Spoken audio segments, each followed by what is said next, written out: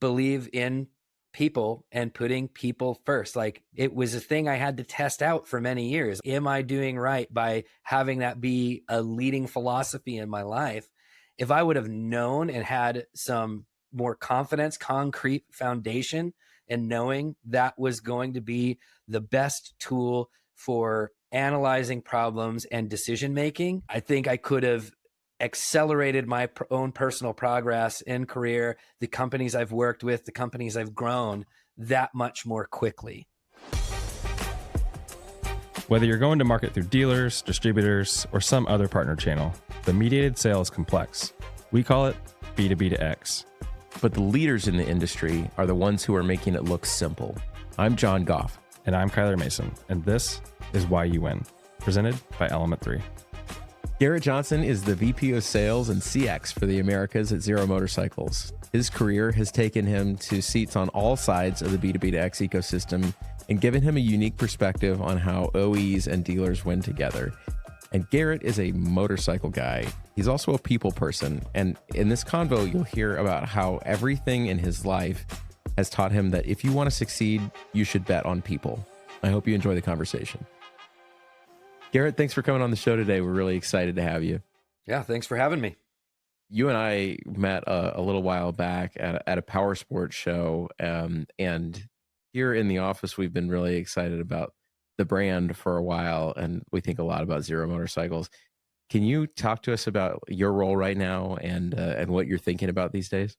Yeah, sure. So, my current role as a VP leading our sales and CX teams on the North and South American continents is all about growing this brand, growing our distribution network, and growing our retail reach. Really excited about a lot of the things we're doing in the sales distribution channel side of the biz right now, but also, as expected, being a motorcycle person myself, really excited about a lot of the new product as well. We talked a second ago about a show that you were at just a couple of days ago, right? In Texas. Yeah. So we're just at MotoGP. That was a combined kind of fun trip for myself and my son, but also I had a big portion of my team there doing a demo activation as a part of that event. It's one of the larger events in North America where you're getting a bunch of motorcycle enthusiasts all into one space. So it was a great way for our brand to get in front of a ton of potential customers. I mean, one of the fun things about working in these industries is you meet so many people who are just like, they get to or live their dream every day at work. Sometimes it's, it's work, but it's also like, oh, by the way, I'm working on the thing that I always wanted to do growing up. Is that you? Are you like motorcyclist from birth? Not from birth. I got into it a little bit later. Definitely didn't have the leg up that my kids have starting out. Like as soon as they can handle a balance bike, it's time to get on a motorcycle. I started in my late teens coming just out of high school, but it was one of those things where I was kind of searching at that time, going to university, figuring out what the heck I wanted to do with my life. And I started riding, and it kind of just, lit a fire that I love this, and can I make it a career? And I've been in the industry really ever since. And you've been both dealer side and OE side now, right? Yeah, I've kind of worked all over the place in the industry. So I started out in manufacturing distribution side and then moved into the dealer side of the biz. Did that for a good number of years, bit over a decade. And then now am in the OE side, really based here in the Americas, leading more sales and CX function. You went straight to Zero after the dealer side, right? Yeah, I went right to Zero. It was, coming out of COVID and really kind of still in the midst of COVID, trying to decide. I was ready for a change and figuring out where I wanted to go. And for me, it's always been about impact. So at the dealer side, I wanted to make an impact to my local market. Felt like I achieved that in some very big ways. And Zero was a piece of that as well. I actually had Zero in the dealership for just over a decade before making the move. And so when I started to look, there just happened to be an opening at Zero. And I thought, man, I know a lot of people there. This is going to be a big part of the future of the power sports industry. Seems like the natural next step to continue on that path of wanting to make a sizable impact on this industry I love. Your appreciation, I would have said love maybe a second ago, for Zero from the dealer side is not something we always hear from dealers talking about the OEs that they represent. And so I want to hear more about that. What was it about Zero when you were on that side of the fence that made you feel like that would be a good spot to end up? What were they doing? Yeah, I think to be clear, there were ups and downs, as there are with every OEM, right? So I went through some of the best and the worst with Zero. Obviously, being a young company, a lot of growing pains and seriously new technology. And being a leader in that space is not easy. I think it was still that even after a decade with the brand, through those ups and downs, representing them through my store, they still represented that bit of like the art of the possible within the industry. Like there's still so much opportunity within the EV motorcycle space. And I see that as something that is really unique to Zero. No one else has done it as long as they have. No one else has made the impact they have. And being a part of that and getting a sense as a dealer to know what was coming down the line just felt like the right fit. Like, man, I could really help this brand move to the next level. And that's really what excites me. As much as I love the motorcycles, and I absolutely do, huge part of my life every single day, I do love the business of it as well. And I love a challenge. And so with that, Zero represented that, to like the challenge of taking it to the next level, going from being somewhat of a niche EV brand to going truly mainstream.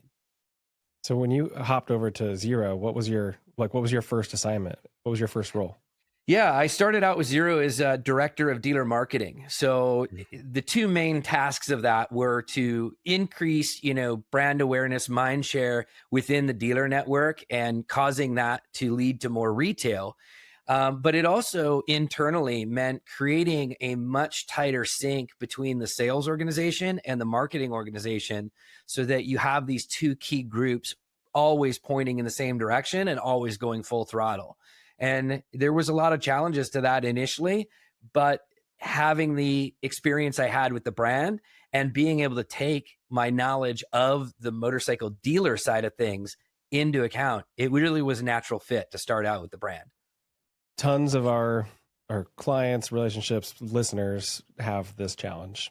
What's some of the secret sauce in there where you saw problems in, let's say, alignment and efficiency between sales and marketing, and how did you go about solving that? What's some of the playbook there? Honestly, a big part of it is about just communication coordination, right? So many times as a company grows, you tend to get silos. And those silos are just working on their own projects, thinking they know, what the best direction is.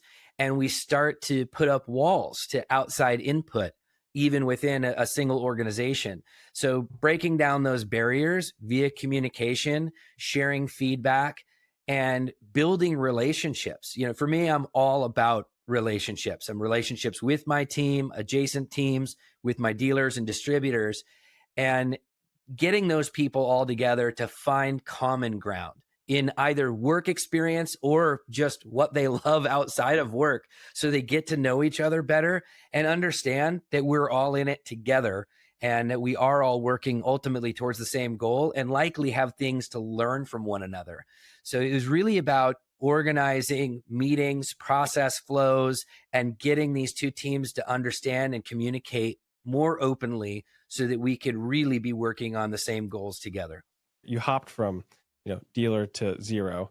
Was there anything where you were like, this has been a pain in my ass this whole time, I'm going to fix this right now?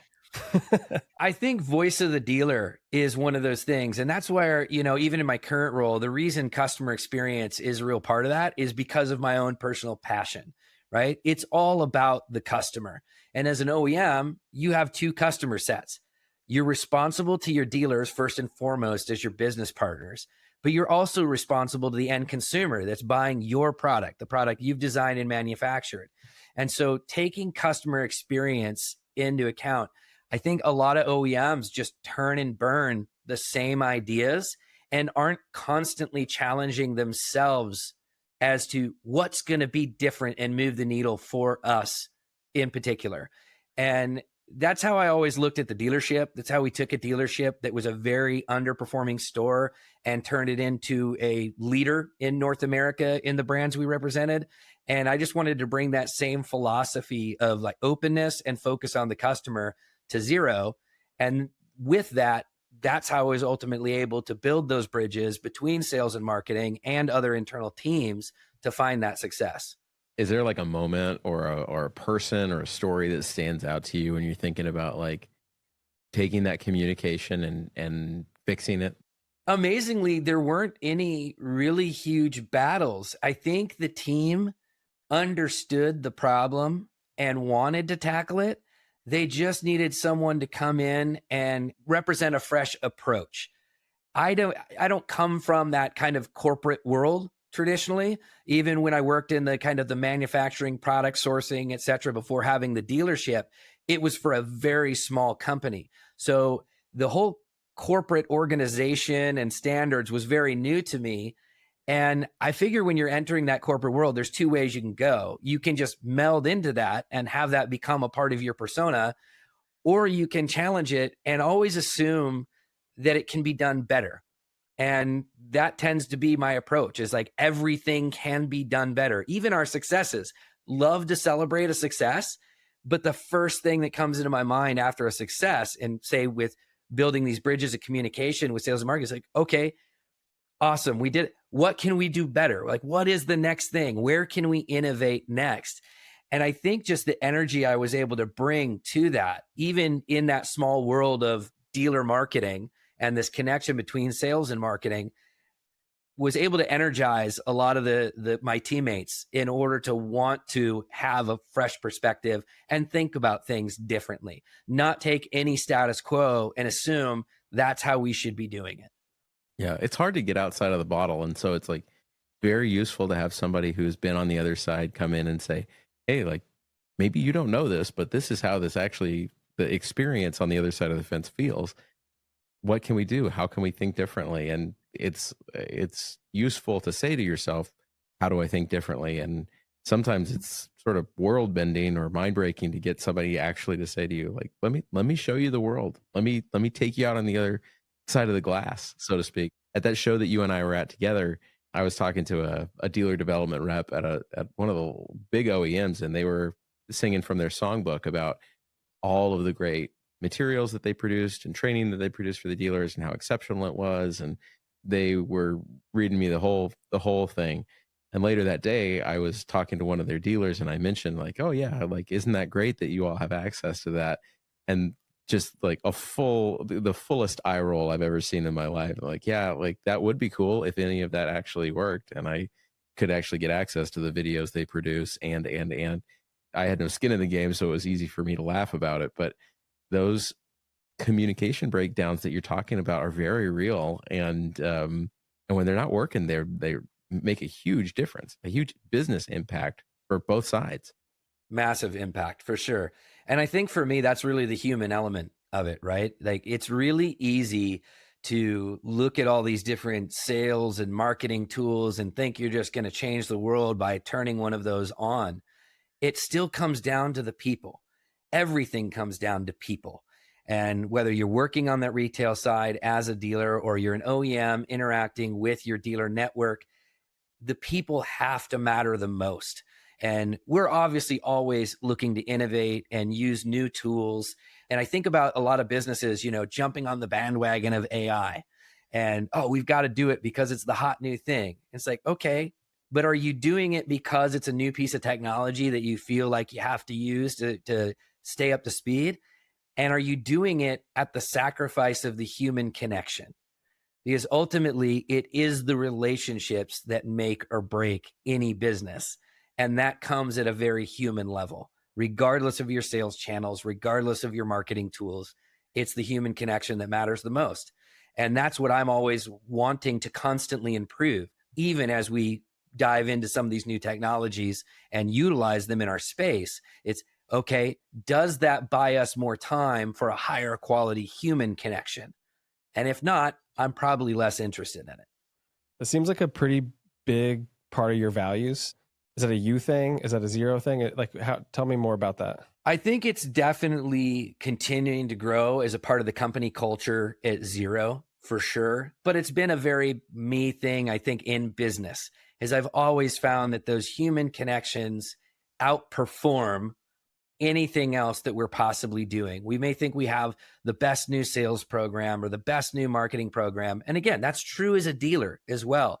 But I found that all of the success I've had has come from taking a step back and looking at how this affects the actual people involved in the equation. And that's really where I found the success in the dealer world. And it was about looking at a business that was struggling, not performing in terms of sales volume, but most importantly, not performing in terms of their customer satisfaction. You know, taking a business that is 2 stars on Google, like that's your first thing to tackle. That's your customers telling you they're dissatisfied. So don't focus on sales. Don't focus on marketing. Just purely focus on the customer in front of you in the moment and give them the best quality service you possibly can. And the business will come. And sure enough, it does time and time again.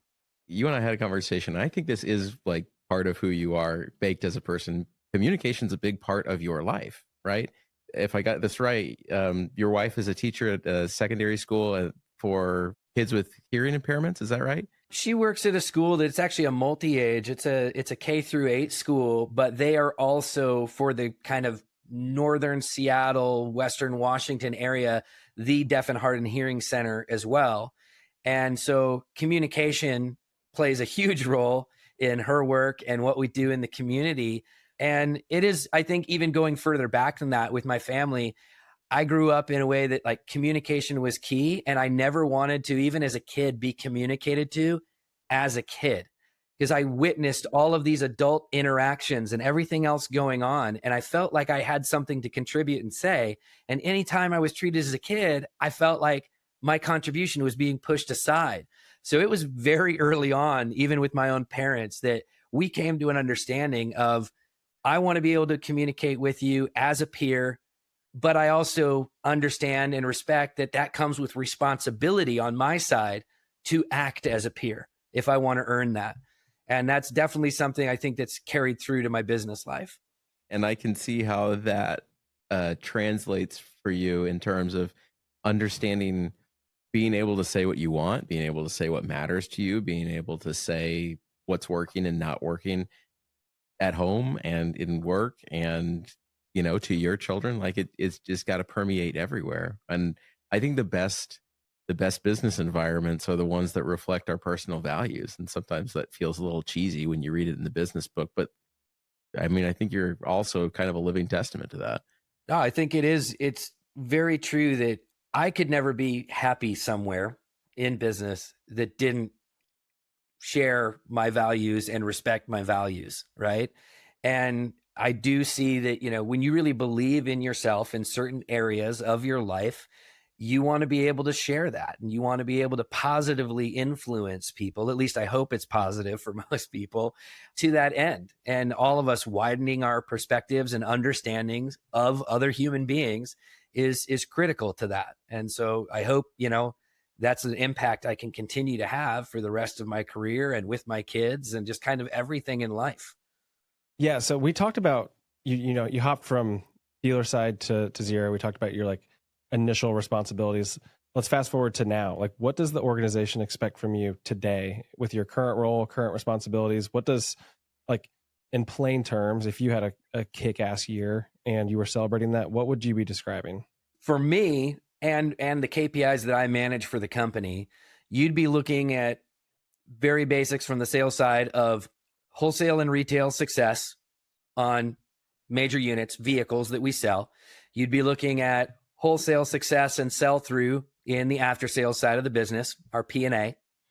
And you'd be looking at high customer satisfaction scores, right? Improvement to NPS, reduction in mean time to repair for the CX and technical side of the business that I lead.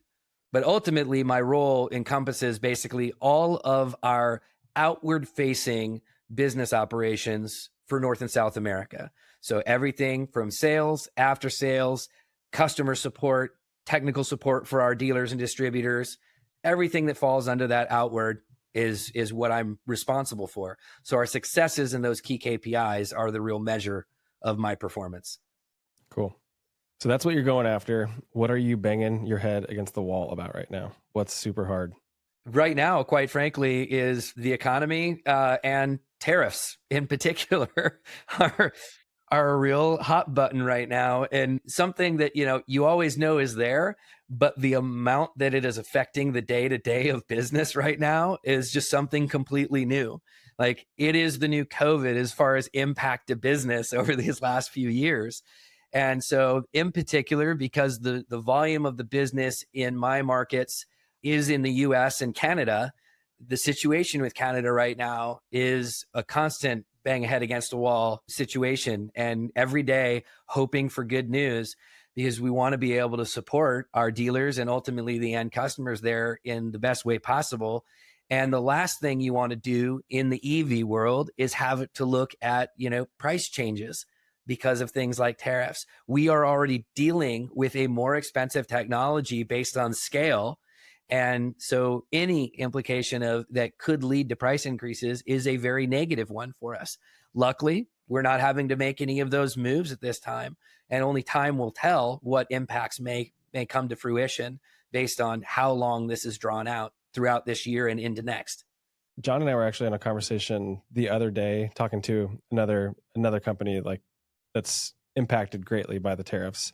They've set up some like daily operations with, I think, functional leadership to have really important conversations about like what's going on, what's changing, what are we going to do about it? How are you guys reacting to and managing through just the uncertainty right now? Same situation. I mean, because you're not only looking at what your current business is, right? But we're long-term planners. So we have to look at the long-term products that haven't even been released yet. What is the impact potentially going to be? What shifts do we need to make? What do we, A/B test internally to understand what changes will we make? I'm very fortunate to have an amazing team internally at Zero that is really locked in on everything tariff government related. So we get conversation happening daily about it in terms of us making decisions.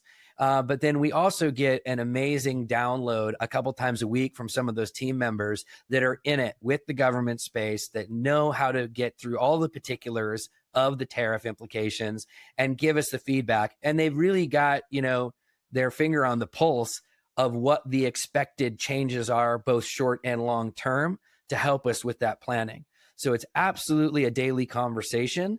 And then we tend to look at it twice a week or so, as far as start of the week, end of the week, what has changed this week, if anything? And if nothing, what decisions have we made internally based on the current status? And what does that mean for the coming week's business and additional conversations that need to be had?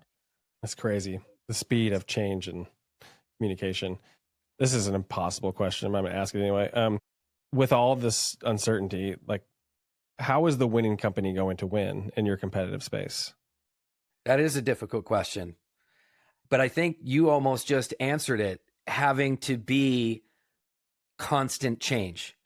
And that's really it. Whether, outside of Zero, looking at where you're manufacturing goods, where's your country of origin, how flexible can you be into pivoting where you're producing and distributing your products? Right now, I don't have warehousing in certain markets. Now I'm exploring warehousing in markets because that may be a way to make a difference of the impact of tariffs and what's going on in the trade world right now. So it's really about just making constant change and being willing to adapt. I think any company that just tries to completely hold steady is going to fall behind one way or another and have a massive financial impact to their performance. Is that a part you're talking about, warehousing? Is that a responsibility you picked up, or is that something that like typically would fall under your domain? Or are you just like everybody's doing what they've got to do? No, it's all about the impact. And again, this is like that cross collaboration between departments, no silos, right? Like, obviously we have a logistics and a team and an operations team that handles all of our warehousing and everything else, from vehicle production up to getting it into a warehouse for my team to sell. But I need to sell the stuff. and the pricing has a huge impact on it. These tariffs have a huge impact. So those ideas should not just be siloed to one team. No one should be just looking and saying, you're responsible for this, give me a solution. That's not a way to move forward. Everyone has to be a positive part of the solution. Everyone should be bringing ideas to the table, and you never know where your next great idea is going to come from. And I think that's really important also for building up your teams. For all I know, it's going to be one of my after sales team members that comes up with the ultimate solution that changes everything for motorcycle sales and distribution. If I don't give them that opportunity and they don't feel empowered to share their ideas and ask their questions, I'm shortchanging myself and Zero Motorcycles as a whole. So it's really about being that open collaboration. So when I talk about warehousing, I talk about different distribution channels. It's coming from a somewhat selfish place in that I need to make sales numbers. I've got to sell product to drive revenue for a company, but it's for the greater good of everyone involved. And you've got to be able to be, to your point earlier, you have to be so agile in responding to these things. And it reminds me of, there's a American fighter pilot who trained fighter pilots for a long time, and his name was John Boyd, and he had something called the OODA loop, which was observe, orient, decide, act. And it was his instruction to people who live in these life and death environments that if you can get through that cycle of observe your environment, orient yourself to what's going on, just make a decision, and then take an action faster than your competitor or your enemy combatant or anybody else, that's how you win, is that ability to cycle through that decision and make choices better than anybody else, faster than anybody else. And so it sounds like, and I think you guys are doing this, that there's like a cadence of the conversation that doesn't just leave itself in conversation. There also is like a lot of action and willingness to act on a very regular basis to stay ahead. Yeah, decision paralysis is a very real thing for many, many companies. And you've got to be really careful to not let yourself get to that point. And don't get me wrong, like you need to be cautious, right? You can also be, as an overall organization, making a decision in the silo of your interpretation of what is going on. You also need to be doing research, just like we do gather data from the government and economists to understand what they think is going to happen next in this trade situation. We need to be looking at our competitors, both those that are bigger than us and smaller than us, and see what they're doing as well. Because that great idea, that great response is going to come from somewhere, and you don't want to be caught on your heels. And so thinking that you're always just the best and staying within that silo is a problem, even if you're quick to make the decision. So you got to be flexible on it. You got to be agile, take the data in, and then be willing to commit ultimately to what you're doing, because the buying cycles and the business decision cycles are continuing to get shorter. They're not longer. You don't have years to make changes and make decisions, and you don't even have months in a lot of times these days. We're down to days and sometimes hours. There are critical decisions that need to be made, and you need to have leaders that are willing to do that and then own it. Absolutely own that decision and live it going forward, because that confidence speaks volumes to your teams being able to then move forward with that decision and implement it. I've heard only great things about the leadership at Zero and the ways that they're making decisions. I know you care a lot about connecting and communicating with dealers and people who are in different businesses, but really a real part of your sales channel. When you're making these like real-time decisions, how do you make sure that everybody is on the same page and on board with what's going on? Yeah, I think you're never going to get to a point where everyone is on board, right? You're always going to have some pushback and some naysaying, but you have to look at that kind of the greater good of the impacts for the group that you're trying to satisfy. And for me, that's really been through empowering my team and making sure that when we need to gather data, we need to gather input, not housing that within myself or one or two key people, but empowering the entirety of my team to ask questions. You know, my technical support team is on the phone with dealers every single day. Ask other questions. How is this going? Oh, we saw this brand has that new program. What's that doing for you? And getting that feedback loop working for you and having as many voices out there gathering input as possible. And I find it's really empowering for dealer partners as well to actually feel heard, and they should be heard. So reach out before you make a decision and gather some of that data. It's not necessarily going to change your decision. Even if what they say is contrary to the decision you're making, at least you understand their point of view and can be sensitive to how you roll out that decision and the impacts it's going to have on their business because you listened before rolling it out. You were talking about making people feel heard, making sure they feel heard. I think, Garrett, that is the thing that people want more than anything, is just to know that they are not expected to sit down and shut up in any of these environments, whether that's as an employee in your business or as a sales channel or a sales partner. The fact that you are behaving consistently with your values and saying out loud, listen, I want to hear what you have to say, and doesn't mean I'm going to go with you every time, but I am going to listen to you every time. It makes a huge difference in people's willingness to stay in the fight with you. It might be bloody, and it's not going to be easy for a little while yet, but hopefully they'll stick around because they know you care.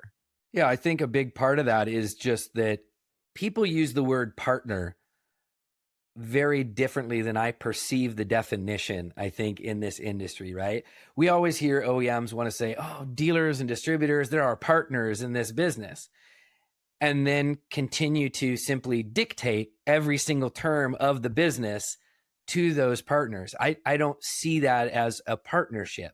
A partnership has to have give and take both ways. And when something is a potential negative that has to happen, it's a decision that must move forward, having open conversation about it where you're explaining it.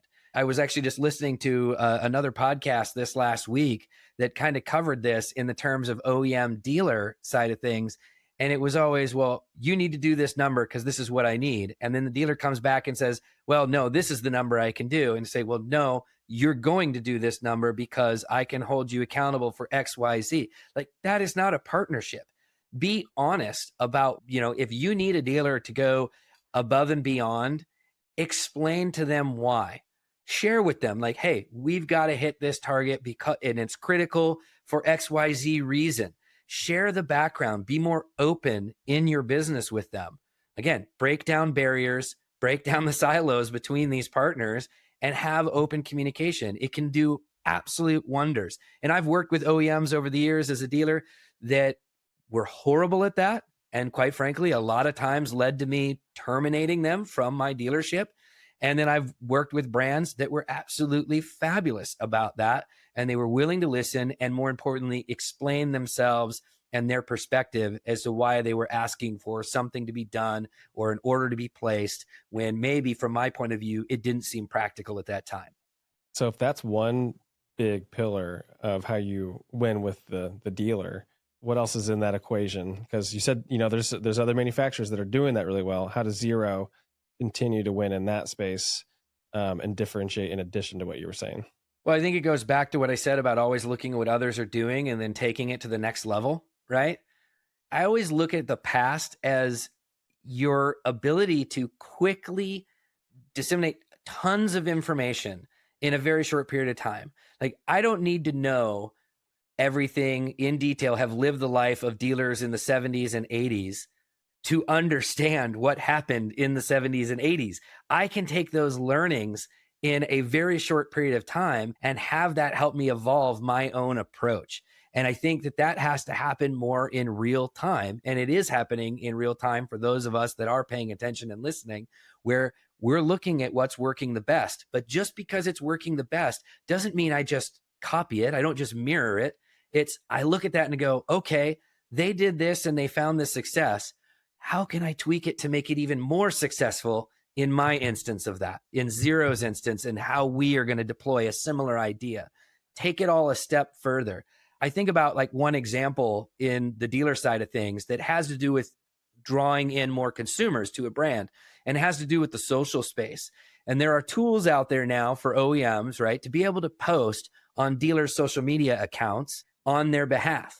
And when you see most OEMs doing it, like, it sounds like a great idea. You're going to be out there in front of that dealer's customers more often. But where they fall flat is they post the exact same content to every single account, nationwide.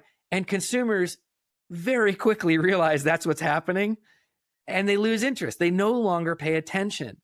So an approach I've taken to that with my team and with Zero is having an actual full-time person, a headcount in Zero that's responsible for that and is creating content unique to that specific dealer, their market, the inventory they have on hand in the given moment, so that it can remain fresh. And that even falls into like the language, the copy language, right?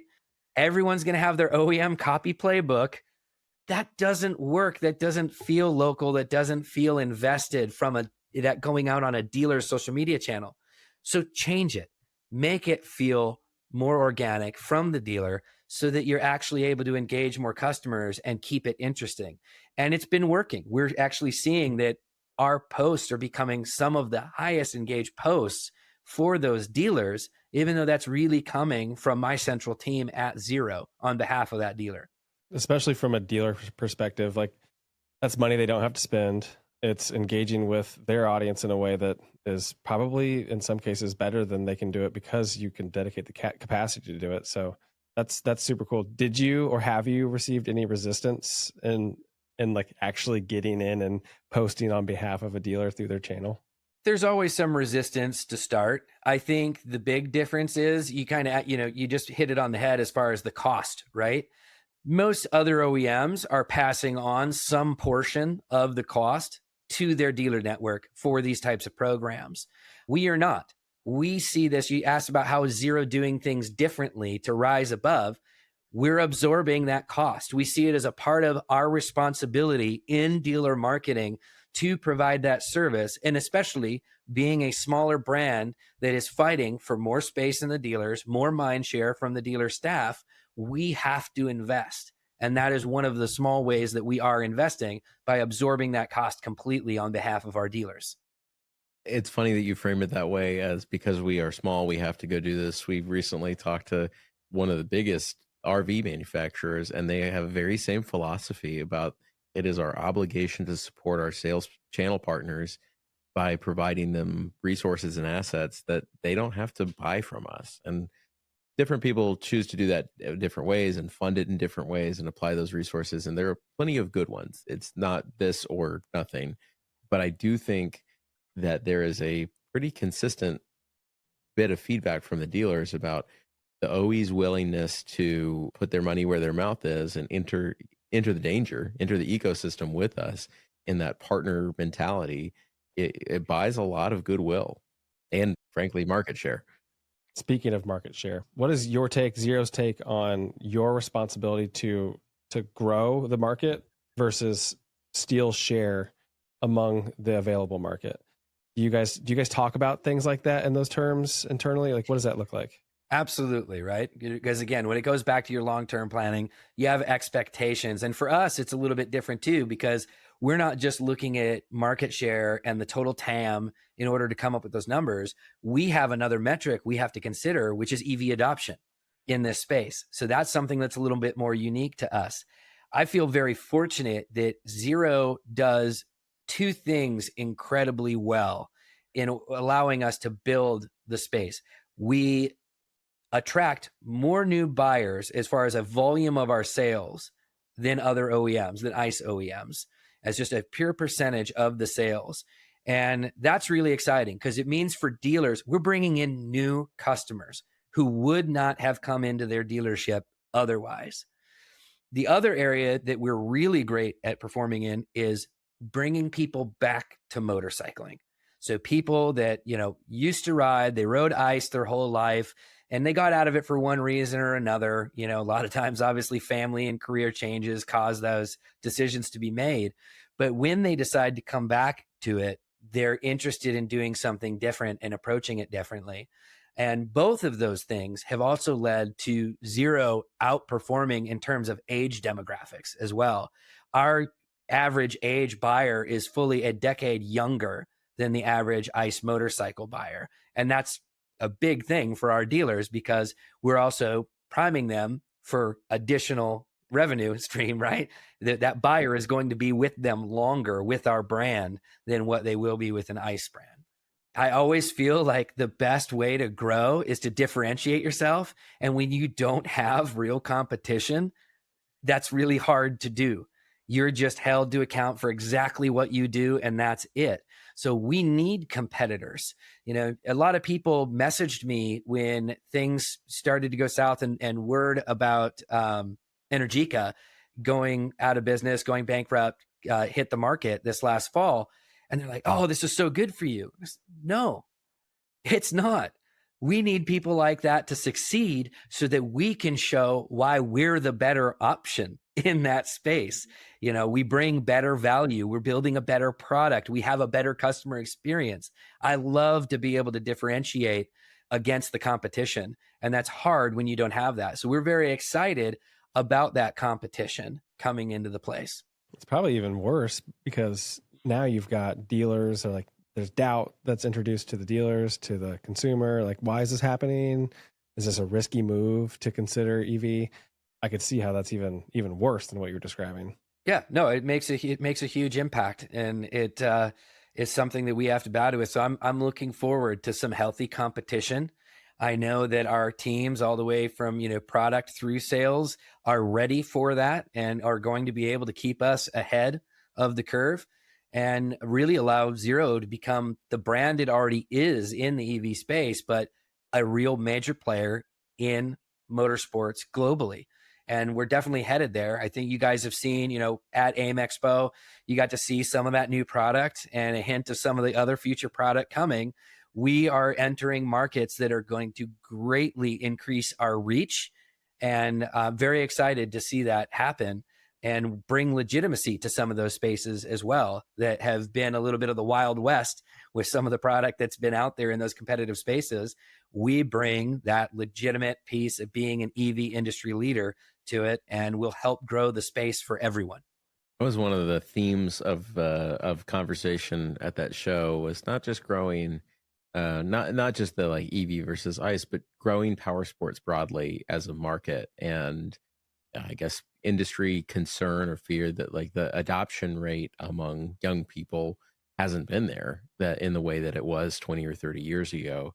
If the answer is partially, at least, like our buyers in EV are younger, we're going to open the market that way. I think that's interesting.